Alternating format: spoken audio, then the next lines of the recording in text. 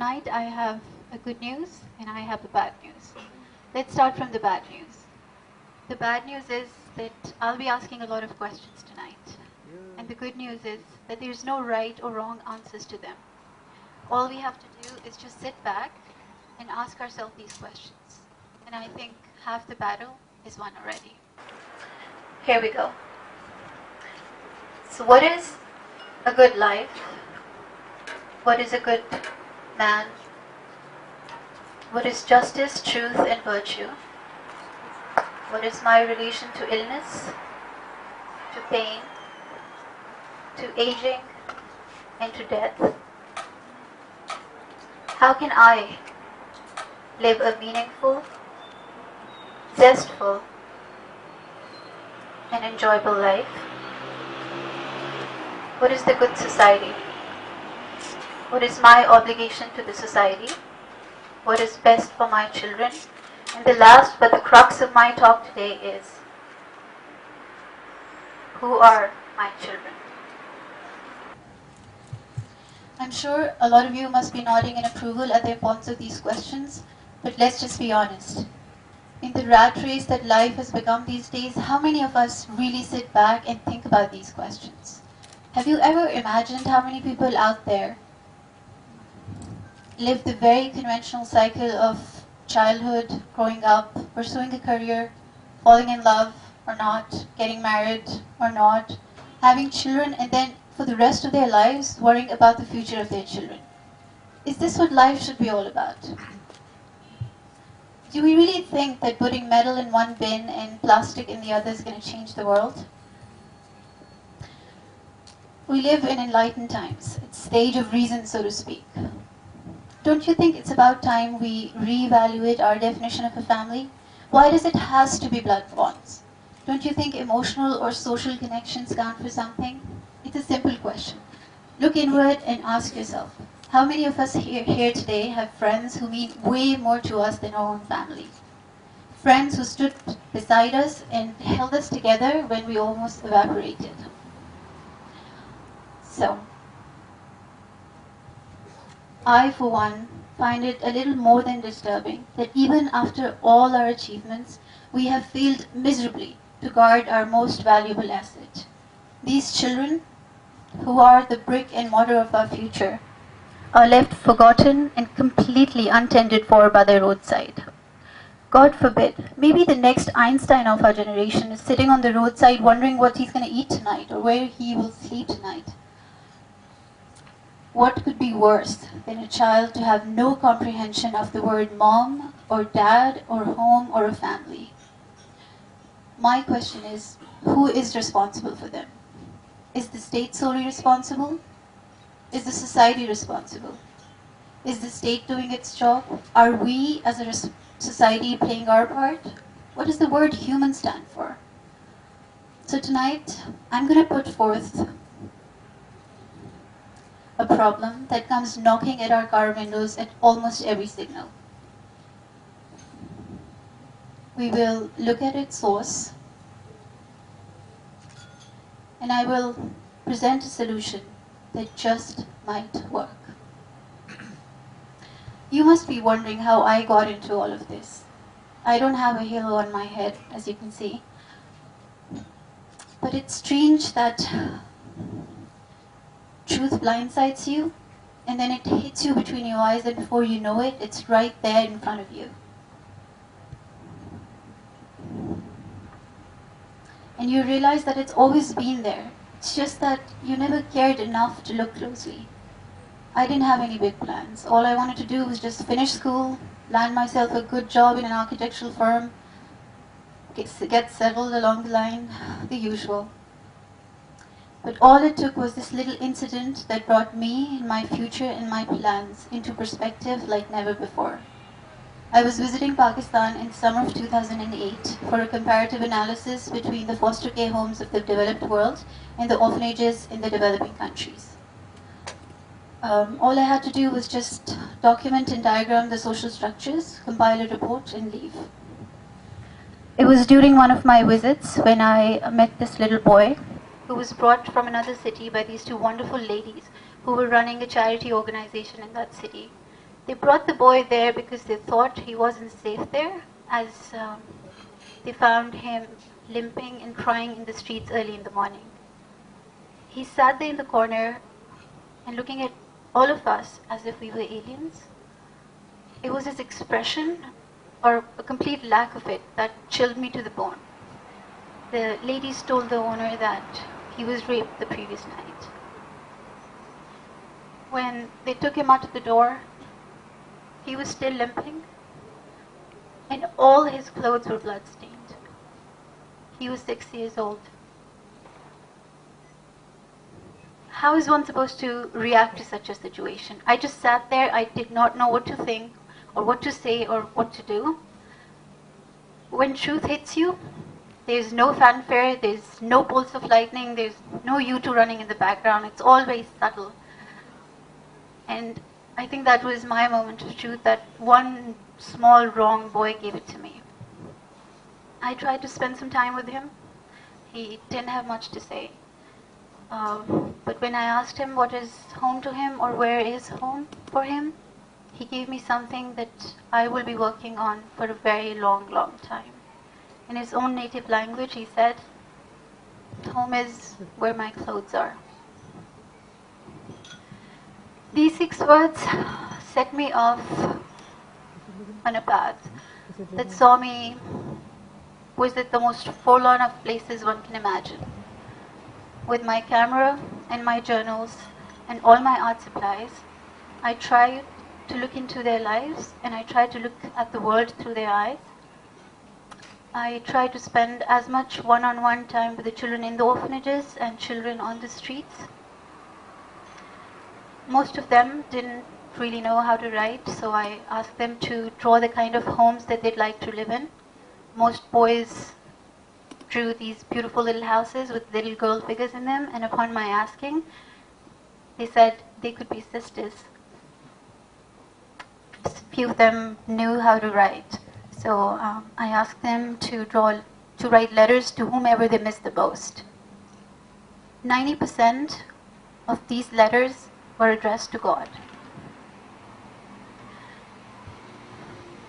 Looking at the fact that they had no one else to write letters to but God, just triggered inside me this urge to find a solution, or just an answer to these vulnerable souls, so that they're not as at the mercy of everyone else as they are right now. But before we get to the solution, I want you to go through the very, very alarming current stats in Pakistan. According to the National Child Protection Council, the children off the street are 550,000. Children off the street means that children who have absolutely no connections whatsoever with anyone in the world. Whereas the children on the street are 3 million, and children on the street means the children who have some sort of a connection with probably an extended family, a single parental figure, or just someone in the world. The less than 100 it's a report by Save the Children. It says that even after all this number, the number of shelters or orphanages or the caregiving places is less than 100 in Pakistan. More than 100,000 child scavengers or rag pickers can be found across Pakistan. 72% of them don't have any contact with their families. 5,000 to 6,000 of these children are in jails. And I completely agree with this, that if we don't act now, they will definitely constitute another lost generation for us. So I started my research. I went back, I decided to do my degree project, my thesis project at RISD on the same topic. I tried to look through all the magazines, all the journals I could find all the papers that have been written about children and their problems, and especially underprivileged children. No use. I could not find an answer. I even went to Amsterdam just to visit this one so-called Adeel orphanage. That's not an orphanage anymore. It used to be an orphanage by Aldebaran Naik.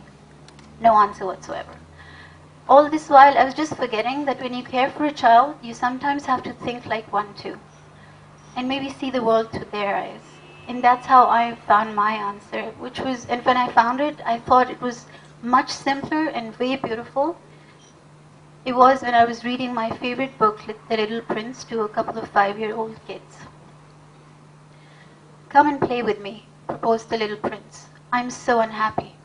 "I cannot play with you," the fox said. "I'm not tamed." "What does that mean, tame?" "It's an act too often neglected," said the fox. It means to establish ties. In these two words, I think I found my answers. Because when I spent my time with all these children, the only thing they lacked was they had no contacts, they didn't even know what ties mean or what the sense of belonging means. So keeping that in view, I started to look into the deeper meaning of what establishing ties really means. What is the relationship of belonging with happiness? What is the relationship of community towards these children? What is the value of home in the life of these children? What does dignity mean? What does the word connect mean? And what is disconnect? And what is that one thing that is the most fatal thing for any child in the world? That is impermanency. And impermanency is an offspring of having no connections. Now comes the more tedious part. That took me a long, long time. How to build emotional ties for these children. And I think the crux of the entire research was these four major factors, which are going to be the foundation of this house. The more you grow, the more you grow. The more you play, the more you play. The more you draw, the more you draw, and adopt a grandparent. There's a research by an artist called Adeel that proves that the best learning process for children is when they grow things together. So the idea is to give this house a vegetable garden, a garden that is taken care by these children, a vegetable garden that is community guided, child directed, adult monitored, and water and energy sufficient. The process of sowing a seed, tending it, watering it, and waiting to reap the fruit is a process that not only teaches the children how to be patient, but it also teaches them to build bonds with the nature, with each other, and with the place they're living in. And since it's a socio-environmental project, the community is directly involved anyway. Lili Lewenowitz is a music researcher. She proves that children who are actively involved in any sort of musical activity, for example, playing it or singing regularly, are always better in reading and in maths. They control their bodies better, they have higher self-esteem, and they're excellent team members. So making a little corps for these children, besides their regular education, teaching them any musical instrument of their choice, and having a little choir where they can sing in front of us can also go a long way.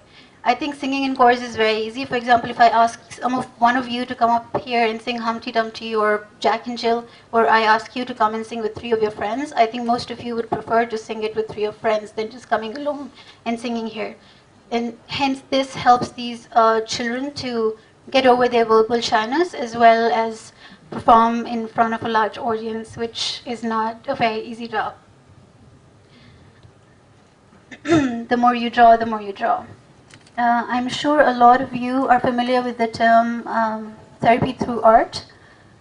It's proven, and I also witnessed that in my research in 2008, that children who have language-based difficulties always express themselves better when you ask them to draw. So teaching these kids how to draw and paint on a regular basis and then having little exhibitions of their artwork will not only connect them to the society, but also help them express themselves better. And the last, but my favorite point. We don't have old age houses in Pakistan, but we do have a lot of wonderful, wise, old, retired people sitting at home who have nothing to do, who feel they're inadequate or they're losing their options to make choices. Bringing them together with these children, having some sort of intergenerational programs between the kids from the orphanages or kids on the street and the people sitting at home will not only eradicate the social isolation among the older people, but it will also help these children to generate peer interactions. There's a research called the path across the generation that has proven that engaging these two groups in certain activities, for example, reading to each other or going for picnics or walks or learning skills or teaching them stories about their life, is a win-win situation for both the age groups, because it not only helps the older people to feel more productive and feel that they're doing something towards the community, but it also helps the children to develop certain social and physical bonds with older people, which otherwise is not possible.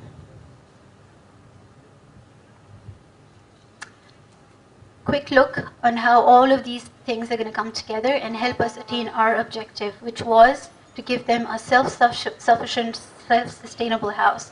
So the little vegetable garden we talked about, these kids can have a little farmer's market, a weekly or monthly farmer's market, where they can sell their homegrown vegetables, or they can even run a small deli. And trust me, they can. They have excellent marketing skills. I've seen them sell corn on the cob or cotton candy or fries, and they can do that. Hence, directly related with the community, people coming in, spending their time with them, all their little artwork and exhibitions. Through the exhibitions, people can come and buy a piece or two. They will feel more acknowledged. And the little choir we have here, I would buy a ticket and go watch some street kids play some musical instrument, and I'm sure all of you would too. All of these things coming together, revenues are generated, and hence the house becomes sustainable. Their relationship with the grandparents, a sense of belonging is developed, and looking at all of these things together, the kids achieve a sense of accomplishment, they feel more acknowledged and recognized, and the whole house becomes a self-sufficient organism. That will take us back to our lovely little prince, and hence we will establish the ties. I am not standing here to ask you all to care, because I know all of you do care. Maybe so much that we're just scared to go out there and help because we think we might just mess things up. All I'm trying to say is that let's just be mindful of the fact that these children exist. And we need to make them realize that they do matter in this world. And saving an orphan or saving a street child is not the best recipe. Do it as an act of gratefulness for who you are and where you are, and that you're privileged enough to go out there and be on the giving end. And for that, I don't think I would have been standing here if it wasn't for those two wonderful people who adopted me when I was just a couple of days old, and who gave me this chance today to thank my biological parents for giving this life to me, and my foster parents for giving a meaning to my life. One last thing. I'm sure you're all familiar with these wonderful superheroes, characters in our literature from childhood. What do you think is one common thing between all of these characters? This was one of my favorite discoveries during my research.